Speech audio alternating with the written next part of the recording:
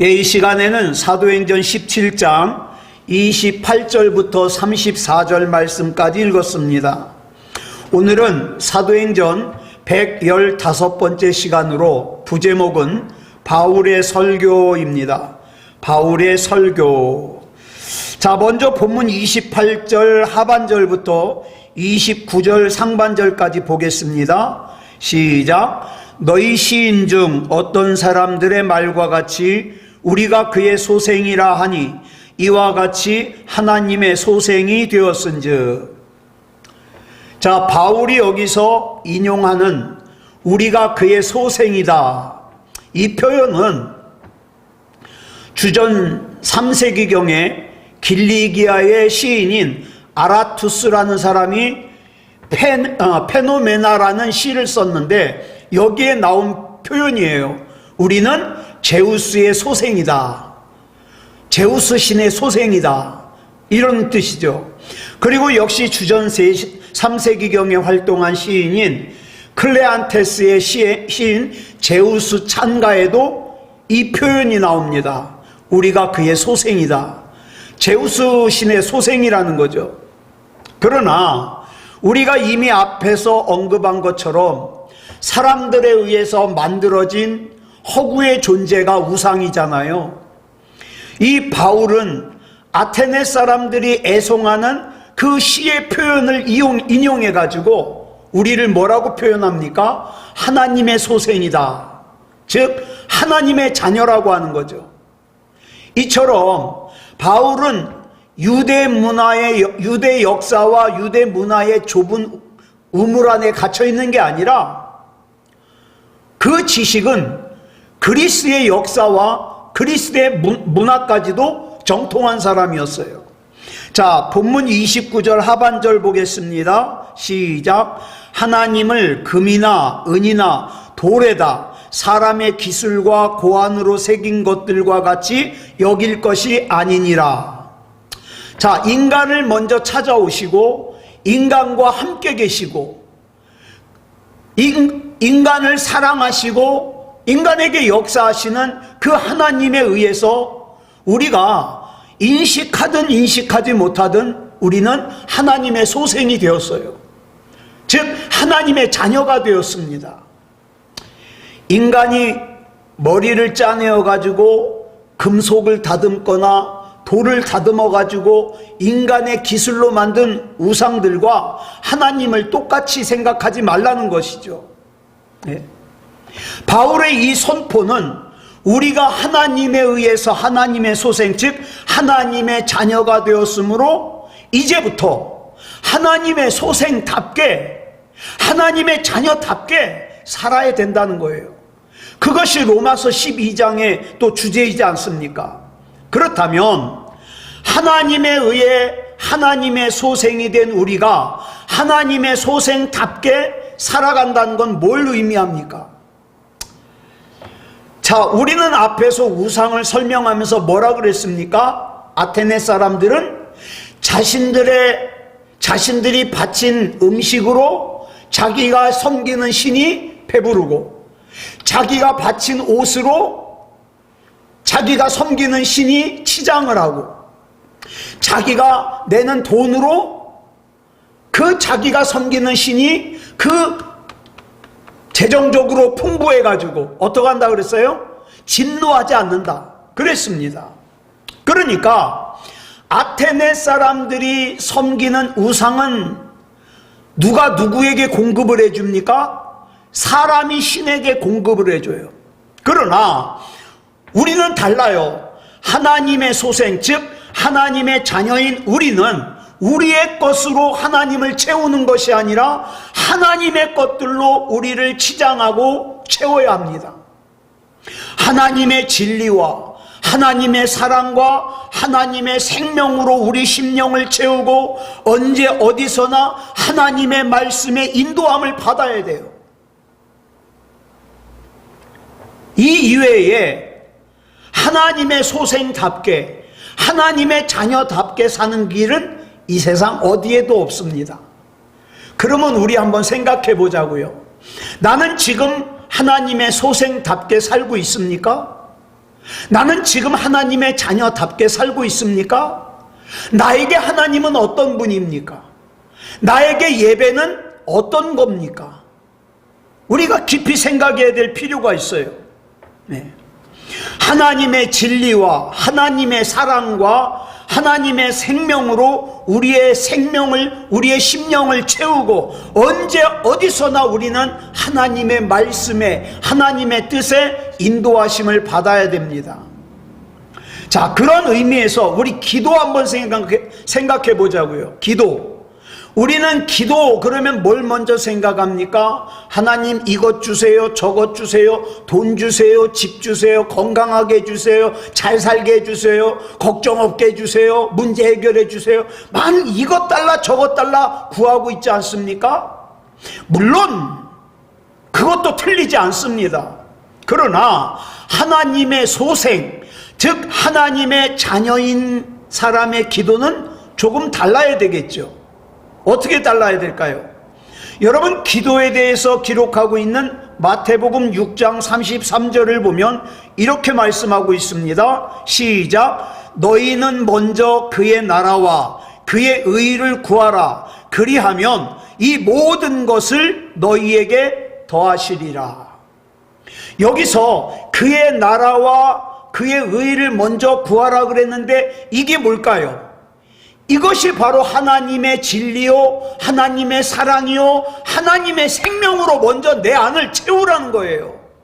그래서 하나님과 나와의 관계를 먼저 회복하라는 겁니다. 그래서 내가 하나님과 나와의 관계를 회복해서 내가 하나님의 소생이 되고 내가 하나님의 자녀가 되면 하나님께서는 하나님의 자녀인 우리 필요를 나보다 더 잘 알고 계시기 때문에 무엇을 먹을까? 무엇을 마실까? 무엇을 입을까? 염려하지 않아도 되는 겁니다. 마태복음 6장 31절로 32절 보겠습니다. 시작. 그러므로 염려하여 이르기를 무엇을 먹을까? 무엇을 마실까? 무엇을 입을까? 하지 말라. 여기 보면 분명히 뭘 먹을까? 뭘 마실까? 뭘 입을까? 걱정하지 말라 그랬어요. 염려하지 말라 그랬어요. 그런데 대부분 우리가 기도하는 내용이 이거 아닙니까? 예? 먹게 해주세요. 입게 해주세요. 마시게 해주세요. 자, 근데 왜 이걸 갖다가 염려하면 안 되는가? 그 다음에 이렇게 말씀하고 있어요. 시작. 이는 다 이방인들이 구하는 것이라. 즉 하나님과의 관계가 회복되지 못한 사람들이 구하는 것이 뭐예요? 뭘 먹을까, 마실까, 입을까예요. 그러나 하나님과의 관계가 회복된 하나님의 자녀들은 어떻게 해야 될까요? 그 다음에 나와요. 시작. 너희 하늘 아버지께서 이 모든 것이 너희에게 있어야 할 줄을 아시느니라. 그러니까 아까 읽었던 33절에서 뭐라 그랬어요? 하나님과의 관계가 회복된 하나님의 자녀인 우리는 하나님의 나라와 하나님의 의를 구하기만 하면 되는데, 다시 말해서 뭘 먹을까, 뭘 마실까, 뭘 입을까, 이 문제들은 내가 하나님의 자녀로서 하나님과의 관계만 회복하면 다 해결되는 거예요. 저와 여러분의 집에서 자녀들이 뭘 먹을까 염려 안 하잖아요. 올겨울은 어떻게 살아야 되나 걱정 안 하잖아요.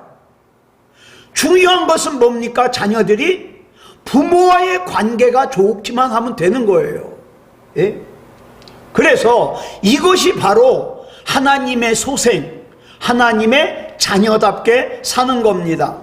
자, 본문 30절 상반절 보겠습니다. 시작. 알지 못하던 시대에는 하나님이 간과하셨거니와. 자, 여기서 말하는 알지 못하는 시대는 의미상 뭐와 같으냐? 23절에서 나왔던 알지 못하는 신, 알지 못하는 신에게 제사하는 제단이 아테네에 있었다 그랬죠. 이것과 연결이 됩니다. 하나님께서 천지를 창조하셨고 우주 만물과 인간의 역사 주관자이심을 사람들이 알지 못하던 때, 그래서 하나님을 모르고, 그러다 보니까 하나님을 예배할 줄도 모르고 하나님께 기도할 줄도 모르던 그 시대에는 하나님께서 너희가 몰라서 그러는 거니까 우상 숭배 행위마저도 간과하셨어요. 그냥 넘겨주셨어요. 그리고 그냥 계속해서 어떻게 해요? 자연을 통해서 하나님께서 하나님 자신을 계시해 주셨어요. 자, 여기서 말하는 간과하셨다는 것은 하나님께서 인간이 범하는 우상 숭배의 죄악을 알지 못하셨다는 게 아니라 그 죄악을 아셨지만, 그러나 인간이 무지하기 때문에, 하나님을 모르기 때문에 이런 일이 일어났으니까 크게 문제 삼지 않았다는 거예요. 크게 책망하시지 않았다는 거예요. 그런데 이제는 상황이 다릅니다. 저와 여러분도 상황이 달라요. 어떻게 달라졌는가? 본문 30절 하반절 보겠습니다. 시작. 이제는 어디든지 사람에게 다 명하사 회개하라 하셨으니. 바울의 시대에는 하나님께서 인간을 구원하시기 위해서 하나님의 독생자이신 예수님을 이 땅에 이미 보내셨어요. 예수님께서 십자가의 제물이 되심으로 인간의 죄값을 대신 치르셨습니다. 그 구원의 복음이 지금 온 세상으로 퍼져 있어요.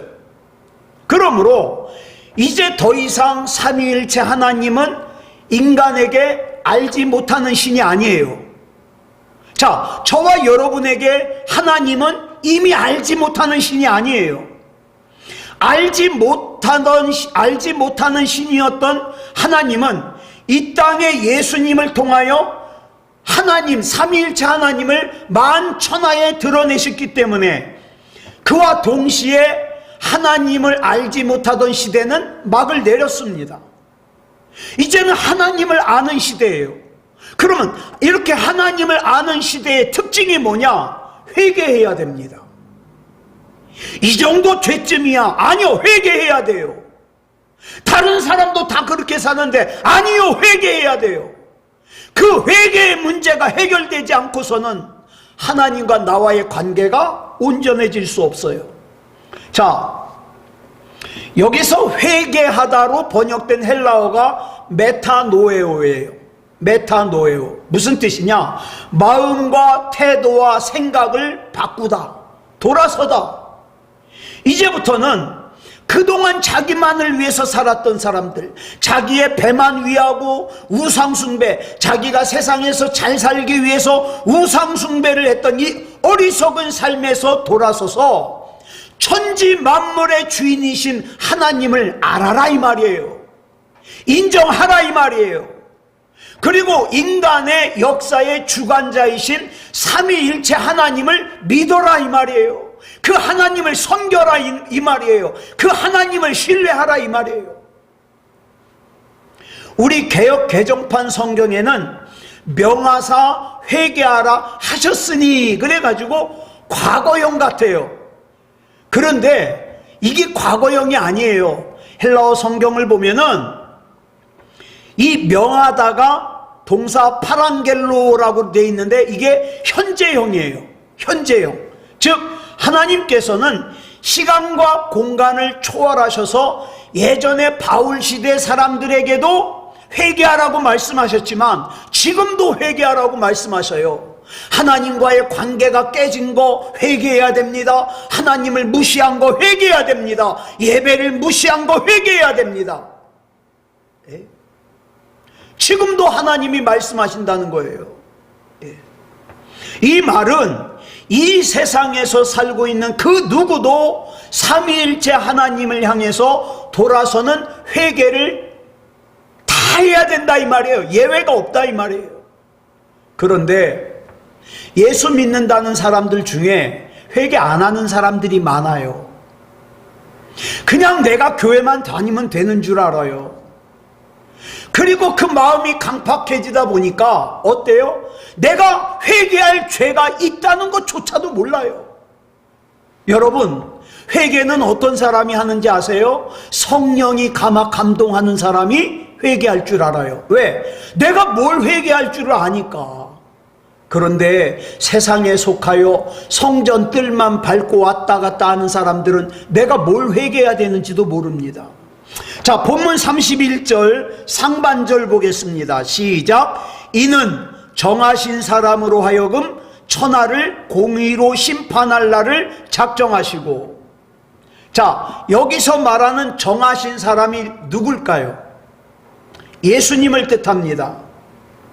하나님께서는 당신의 독생자이신 예수 그리스도를 완전한 제물로, 또 완전한 제사장으로 모든 인류의 죄를 다 해결하셨습니다. 그런데 이제 남아있는 게 뭐냐? 심판주로 이 땅에 오셔요. 심판주로. 그래서 천하 만민을 하나님의 공의로 심판하십니다. 그런데 여기에 문제가 있어요. 하나님께서 예수님을 통하여 하나님의 공의로 심판을 하시면 그 심판대 앞에서 살아남을 자가 있겠냐 이 말이에요. 예? 참 사람들은 그렇잖아요. 나도 죄 짓고 너도 죄 졌어. 그런데 네가 나보다 더 큰 죄를 졌어. 그러니까 나는 괜찮아. 천만의 말씀이요. 큰 죄든지 작은 죄든지 다 회개해야 돼요. 그렇지 않고는 하나님의 심판대 앞에서 살아남을 수가 없어요. 그 하나님의 공의로운 심판대 앞에서는 살아남을 수 있는 사람이 한 사람도 없어요. 그렇다면 하나님께서 공의로운 심판이 모든 인류를 다 죽이기 위한 심판입니까? 다 지옥에 보내기 위한 심판이에요? 그러지 않아요. 그 공의로운 심판에서 우리가 살아날 수 있는 길을 마련하셨잖아요. 그게 본문 31절 하반절에 나와요. 시작. 이에 그를 죽은 자 가운데서 다시 살리신 것으로 모든 사람에게 믿을 만한 증거를 주셨음이니라 하니라. 하나님께서는 인간이 치러야 될 죄의 값을, 그 죽음의 형벌을 예수님께서 대신 치르게 하셨어요. 그 십자가의 제물로 예수님을 삼아 인간을 위한 속죄양이 되게 하셨어요. 그러므로 이 예수 그리스도를 구주로 영접하기만 하면 하나님의 자녀가 될 수도 있고, 또 나아가서 하나님의 공의로운 심판대 앞에서 죽음을 면할 수 있어요. 그래서 사랑하는 여러분, 예수님 믿으십시오. 예수님 믿으십시오. 그래 바울이 아레오바고 언덕에서 한 설교의 결론을 맺으면서 예수님을 뭐라고 표현하고 있냐? 정하신 사람, 이렇게 표현하고 있어요. 이것은 앞에서 나왔던 26절에서 한혈통 이것과 연결시키는 거예요. 지난 시간에 말씀드린 것처럼 한혈통으로 번역된 헬라어가 엑스헤노스인데, 이건 무슨 뜻이냐? 한 사람으로부터 라는 의미예요. 그러므로 하나님의 말씀을 거역하고 선악을 알게 하는 나무 열매를 따먹는 바람에 한 사람, 즉 아담으로부터 죄 공장이 됐잖아요. 그래서 이후로 태어나는 모든 사람이 죄인이었어요. 그런데 하나님께서는 그 죄를 해결하고 모든 인류를 죄로부터 해방시킬 수 있는 구원의 공장의 역할을 할 또 다른 한 사람을 보내주셨는데, 그게 예수 그리스도예요. 모든 인류가 죄인이 된 것처럼 하나님께서 세우신 예수 그리스도로 말미암아 모든 인류가 구원받을 수 있어요. 그런데 구원받을 수 있는 조건이 뭐냐? 예수님을 구주로 영접하는 거예요. 그 증거로 하나님께서 우리에게 주신 것이 예수 그리스도의 부활입니다. 자, 그러면 이 모든 과정을 다시 한번 우리 생각해 보겠습니다. 하나님께서 하나님의 사랑하는 독생자 예수님을 그 처참한 십자가의 죽음에 자발적으로 내어주신 이유가 뭐예요? 무엇 때문에 성부 하나님께서는 당신의 독생자인 예수님께서 겟세마네 동산에서 예수님이 짊어져야 될 십자가가 너무나도 무서워서 피가 땀에 베어놓기까지 처절하게 기도할 때에도, 또 예수님께서 폭도 같은 로마 군병들에게 살점이 떨어져 나가는 채찍을 맞을 때에도 결국에는 두 손과 두 발이 십자가에 못 박혀 우리 예수님께서 하나님 앞에 나의 하나님 어찌하여 나를 버리셨나이까 라고 절규하실 때도 어떻게 해요? 하나님께서 차마 그 광경을 볼 수가 없어서 구름으로 하늘을 가리시고 그냥 내버려 두신 이유가 뭡니까? 저와 여러분을 구원하시려고. 그래서 예수님께서는요, 능력이 있으셨음에도 불구하고 십자가를 지시고 죽은 거예요. 저는 어렸을 때 이런 생각했습니다. 예수님이 죄를 위해서 죽으시는 거, 그래, 죽으신다고 해. 하지만 죽으시더라도 얼마든지 덜 고통스럽게 죽을 수 있잖아요. 이 세상에서 사는 동안에 좋은 옷 입다가 편안한 잠자리에서 자다가 죽기는 죽지만 별 고통 없이, 전 정말 이게 기도 제목이에요. 하나님께서 나 불러주시는 것은 언제 불러주셔도 괜찮은데 하나님 영광 가리지 않게 해주시옵소서. 고통 없이 하나님 나라 가게 해주시옵소서 기도하거든요. 이렇게 고통 없이 임종을 맞을 수도 있잖아요. 왜 굳이 채찍을 맞고 십자가에 못 박히고 고통을 당할까요? 그래서 바울이 갈라디아서 5장 24절에서 이렇게 기록했어요. 시작. 그리스도 예수의 사람들은 육체와 함께 그 정욕과 탐심을 십자가에 못 박았느니라. 예수님께서 못 박히신 것은 예수님 자신의 죄 때문이 아니라 저와 여러분의 죄 때문에 못 박히신 거예요. 저와 여러분이 받아야 될 죄의 형벌을 대신 받으시기 위해 십자가의 고난을 당하신 거예요. 그런데 그런 예수님을 찾으면서, 그런 예수님을 앞에 기도하면서 어떨 때만 찾습니까? 필요할 때만 찾아요. 예수님을 사랑한다고 진짜 마음으로 고백해 본 적이 있습니까? 나는 예수님만 바라봅니다 이렇게 고백해 본 적이 있어요? 그저 필요할 때, 아픈 질병 고쳐주세요, 돈 문제 해결해 주세요, 사람 문제 해결해 주세요, 그럴 때만 주님 찾잖아요. 그러므로 우리가 흔히 예수님의 십자가를 묵상한다 그러잖아요. 이건 그냥 예수님의 십자가만 생각하는 게 묵상하는 게 아니에요. 예수님의 십자가를 묵상한다는 것은 십자가에서 예수님께서 가시관을 쓰시고 나의 그 가시관 때문에 나의 죄악된 생각을 용서해 주시고, 예수님이 창에 옆구리가 찔려서 내가 회개하게 하시고, 예수님께서 십자가에 못 박히심으로써 나의 흉측하고 음흉한 죄를 회개한다는 뜻이에요. 이제 내일 모레부터 대림절이 시작됩니다. 대림절이 뭡니까? 예수님 오심을 기다리는 4번의 주일과 그 다음 성탄절이거든요. 그런데 이 대림절을 그냥 막연하게 기다릴 것이 아니라 이 기간 동안에 내 안에 잔재되어 있는 죄와 죄의 가능성을 다 십자가에 못 박자고요. 하나님, 내가 약해서 자주 넘어지지만 그래도 내가 생각나는 대로 하나님 앞에 회개하고 조금이라도 하나님 앞에 온전하게 서기 위해서, 하나님 거룩하기 원합니다, 하나님 앞에서 온전하기 원합니다, 기도하자고요. 그러기 위해서 우리 옛사람이 죽어야 돼요.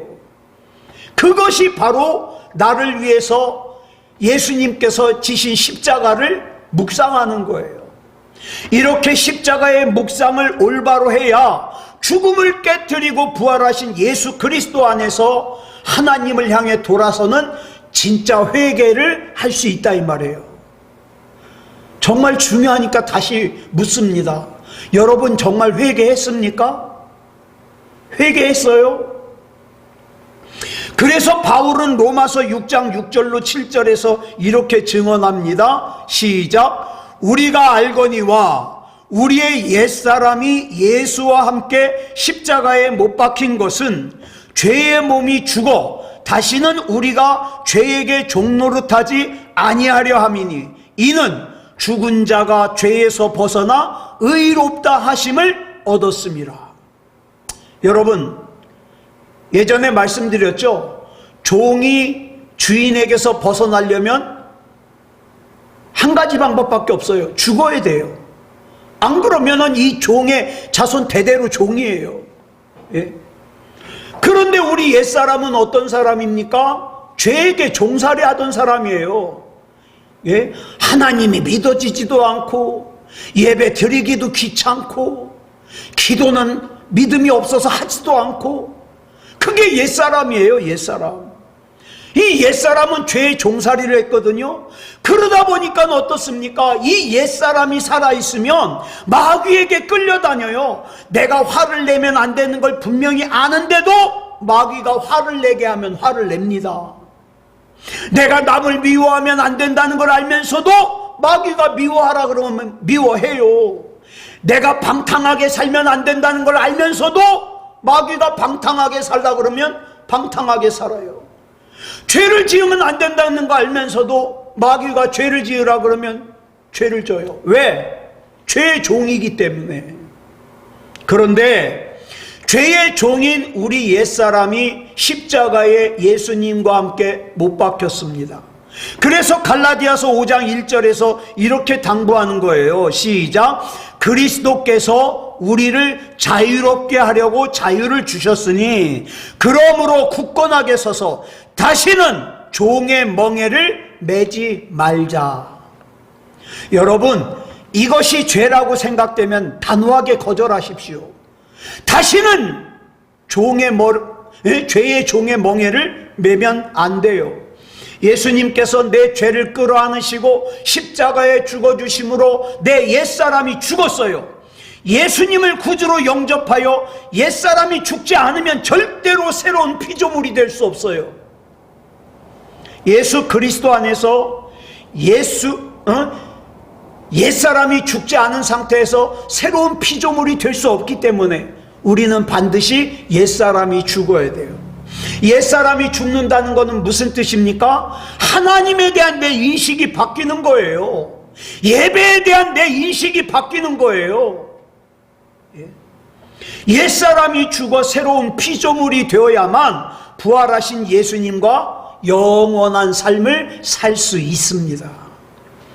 이 사실을 믿을 만한 증거로 확신시켜 주시기 위해서 하나님께서 예수님을 죽은 자 가운데서 다시 살리신 거예요. 자, 이제 바울의 설교를 마무리하고 있습니다.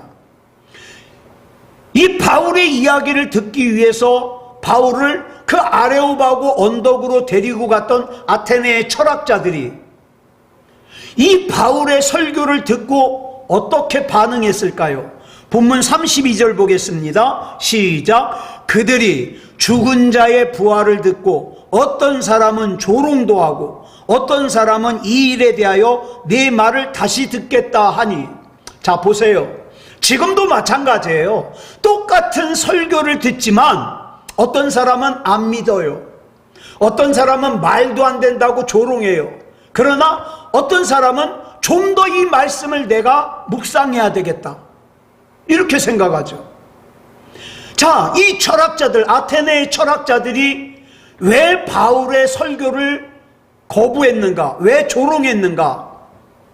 부활 때문에 그래요. 예수님의 부활로 바울이 설교를 맺자 이 아테네 철학자들이 바울을 조롱해요. 왜 그러느냐? 이 헬라어 원문에 조롱하다를 미완료형으로 기록하고 있거든요. 이건 뭐냐면 이 아테네 철학자들이 바울을 한 번 조롱하고 끝난 게 아니라 계속 한동안 계속 바울을 조롱한 거예요. 왜 그러느냐? 이 아테네 사람들의 이 생각에는 영혼 불멸 사상을 가지고 있어요. 그래서 영은 선하지만 육은 악하다, 이런 생각을 가지고 있어요. 이원론이죠. 그렇기 때문에 자기네들은 육체를 악하다고 생각했는데 그 악한 육체가 부활할 것이라는 이 바울의 설교에 동의할 수 없는 거예요. 그런데 다 부정적이었던 것이 아니라 어떤 철학자들은 바울에게 예수 부활에 대해서 다시 듣겠다는 거예요.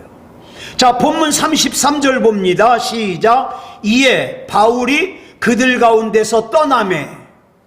자, 그리고 이제 바울이 아레오바고 언덕을 떠나서 자기 숙소로 돌아왔습니다. 그렇다 그래서 이 우상의 도시인 아테네에서의 바울의 사역이 다 끝난 게 아니에요. 자, 본문 34절 봅니다. 시작. 몇 사람이 그를 가까이 하여 믿으니 그 중에는 아레오바고 관리 디오누시오와 다말이라 하는 여자와 또 다른 사람들도 있었더라. 자, 바울이 아테네의 유대인 회당과 아고라 그리고 아레오바고 언덕에서 복음을 전한 후 몇 사람이 바울을 찾아왔어요. 바울을 가까이 했어요. 그리고 바울이 전한 복음을 믿었습니다. 여기서 우리말 가까이 하다로 번역된 헬라어가 콜라오인데, 이 콜라오가 무슨 뜻이냐? 여러분 아교라고 아십니까? 아교? 플라스틱처럼 됐는데 그걸 갖다가 불에다 녹이면 그 접착제로도 쓰고 하는 게 있어요. 아교. 이 아교를 뜻하는 콜라에서 파생된 동사예요. 그러니까 이게 무슨 뜻이냐? 아교로 붙이다, 굳게 붙이다, 밀착하다, 함께 묶다, 이런 뜻이에요. 자, 그들이 바울을 찾아와 가지고 바울의 복음을 듣고 어떻게 해요? 바울과 밀착하는 거예요. 믿었다는 거예요. 이것은 바울을 신으로 우상 숭배했다는 것이 아니라 바울이 전한 복음을 의심 없이 받아들였다는 거예요. 여러분, 우리나라에 있는 교회 중에 정말 자기 교회 목사님을 하나님처럼 생각하는 교회들이 꽤 많아요. 예? 굉장히 잘못된 거예요. 뭐냐? 목사는 사람이에요. 여러분, 그 목사님을 통하여 주시는 복음은 받아들여야 돼요. 그러나 그 목사님을 무슨 신을 대하듯이, 어떤 교회 목사님은 그 냄새 많이 나는 거, 호랑이가 좋아한다는 거, 그 과일을 목사님이 먹고 싶다 그러니까는 비행기 타고 태국 가서 사왔대. 이건 너무 과한 거잖아요. 여러분, 하나님만 잘 믿으시면 돼요. 하나님만 잘 믿으면 목사도 잘 대접해요. 신으로는 대접 안 하지만 잘 대접해요. 맛있는 것도 잘 사주고 잘 대접해요. 왜? 그렇게 되게 돼 있어요. 그러니까 여러분, 복음에 밀착시키시기 바랍니다. 내 옛사람은 죽고 내가 하나님 안에서 새롭게 살아나 예수님을 구주로 영접하고 작은 죄도 하나님 앞에 회개하고 그리고 주님 안에서 새로운 삶을 살아야 돼요. 아무쪼록 우리 주님 안에서 이렇게 귀한 삶을 사는 저와 여러분이기를 그리스도 예수님의 이름으로 축복합니다. 기도하겠습니다. 사랑의 아버지 하나님, 감사합니다. 오늘 지난 시간에 이어서 아테네 아레오바고 언덕 위에서 바울이 했던 설교를 살펴봤습니다. 우리가 믿는 하나님은 우상과 달라서, 우상은 사람들이 그 필요한 걸 채워줘야 되지만 우리 하나님은 내가 필요한 거 채워주심을 믿습니다. 하나님의 능력 의심하지 말게 하시고 하나님의 사랑 의심하지 말게 해 주시옵소서. 단 하나, 온전한 하나님의 사람이 되게 해 주시옵소서. 우리 사랑하는 성도들 예수님 잘 믿게 해 주시옵소서. 작은 죄 하나도 타협하지 말고 회개하게 해 주시옵소서. 사랑의 아버지 하나님, 우리 하나님께서 책임져 주시고 인도하여 주셔서 나는 하나님의 사람이다, 나는 하나님의 사람이기 때문에 조금도 악한 마귀의 세력을 용납하지 않는다, 거절한다, 선언할 수 있게 해 주시옵소서. 이제 우리가 대림절로 들어가면서 더욱더 우리 예수님을 생각하게 하시고 예수님 앞에서 내 죄를 회개하며 진정 그리스도인다운 그리스도인, 하나님의 자녀다운 하나님의 자녀 되게 해 주시옵소서. 모든 것을 우리 주님 앞에 맡겨드리오며 그리스도 예수님의 이름으로 간절히 기도드려 싸움나이다. 아멘.